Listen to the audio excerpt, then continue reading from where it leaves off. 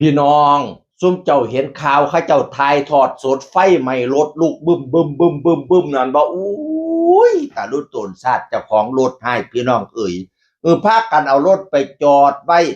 มองผู้เพิ่นรับจอดรับฝากรถรับจอดรถนั่นแหละพี่น้องบัดนี้คือชื่อมันเป็นธงไห้ธงหน้าว่าต่อเฟี้ยงเหียงตู่ต่อเฟี้ยงมันแห้งนะอุ้ยบ่แม่นเพียงแข้งผู้ที่ต่อเฟี้ยงกระได ไฟมาแต่ทางไหนบุลุกบึมบึมบึมบึมบึมเขาโอ้ยเป็นตาย่านคักพี่น้องเอ่ย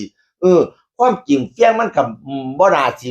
ไม่หลายนี่เนาะเฟียงมันต่ำๆนึงเนาะแต่มันนี่มันฮ้อนตีเป็นไปถึกยางรถติล้อรถติก็สิบึมบึมบึมบึมใส่กันรถก็มีน้ำมันบัดทีเนี่ยโอ้ยเป็นเสียอย่างดีพี่น้องเอ่ยโอ้ยจอดเรียงอยู่นั่นอยาก10คันข่อยเห็นน่ะ7-8คันพุ่นล่ะแหมข่อยว่านั่นน่ะ อุ้ยแต่ลิตนเจ้าของรถให้บ่แม่นคันเป็นล้านพุ่นติแล้วถ่ายทอดสดมาแล้วก็ฮ้องโฮโพสังกาโอ๊ยผู้รับฝากก็บ่เบิ่งไฟเบิ่งฟืนให้แหน่คือบ่บอกกันแหน่มาบอกตอนนั้นรกบึ้มๆแล้วจังได๋สิเอาทันว่าซั่นว่าคนก็พากันหักโพดไม้ไปตีลัดไฟไว้ตีก็บ่สู้มันแล้วเนาะเนี่ยมันร้อนเนี่ยมันลุกพร้อมบัดเนี่ยคนก็ร้อนตีได้บาท2บาทก็พายมาหนีมามันร้อนพี่น้องเอ่ย โอ้ยควันว่าสันไฟว่าสันลูกเป็นตาย่านจังสิละพี่น้องไปจอดรถจอดร้านไปอีหยังงานอีหยังก็ตามสร้างซุ่มไปเบิ่งหมอร้องหมอลำระวังเด้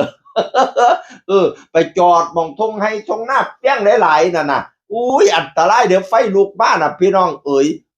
อันนี้คือสิเป็นผู้ถ่ายทอดสดนี่เลาเป็นผู้คักแน่ทางด้านบั้งไฟแล้วอาจเขาเจ้าอาจสิไป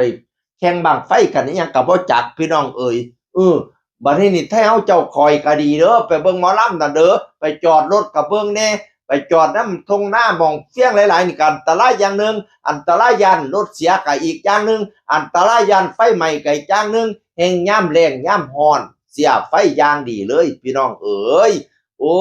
ยข้อยล่ะจักสิว่าจั่งใดดีรู้ตนชาติเจ้าของรถ แม่นผู้ใดล่ะสิเป็นผู้รับผิดชอบผู้รับฝากสิได้จังไดข้อยก็บ่มีความรู้เด้อข้อยถามซื่อๆเด้อหรือว่าเจ้าของรถสิต้องรับผิดชอบเจ้าของเองพี่น้องเอ่ยจังสิล่ะเกิดเหตุมาแล้วก็โอ๊ยเสี่ยงหยังเสียเงินเสียคำนี่ล่ะรถราคาเป็นล้านเนาะกว่าสิหาเงินได้ฉะนั้นกันระมัดระวังเด้อผู้ใดไปเบิ่งหมอร้องหมอลำก็ได้เออหันไปจอดหม้องเขาเจ้าเกตให้เป็นขี้ดินเป็นแปลนก็ปลอดภัยไปอีกระดับหนึ่งคันไปจอดอยู่นำทงให้ทงหน้าปลาเฟี้ยงหลายๆโอ้ยเนาะไปสูบยาใส่ก็บ่จักบุไฟมันลุกบึ้มๆๆมานั่นน่ะอันตรายคักเด้ออันตรายคักเด้อฝากพี่ฝากน้องไว้นำแน่ผู้ใดสิไปจอดรถจอดลาทั้งใดก็ได้เบิ่งดีๆพี่น้องฟืนไฟมันมากับหน้าแล้งนี่ล่ะอันตรายคักด้วยรักและเป็นห่วงก็เลยเอาข่าวมาเว้ามาเตือนสู่ฟัง เสียงอื่นคนเก่าสวัสดีครับสวัสดีครับ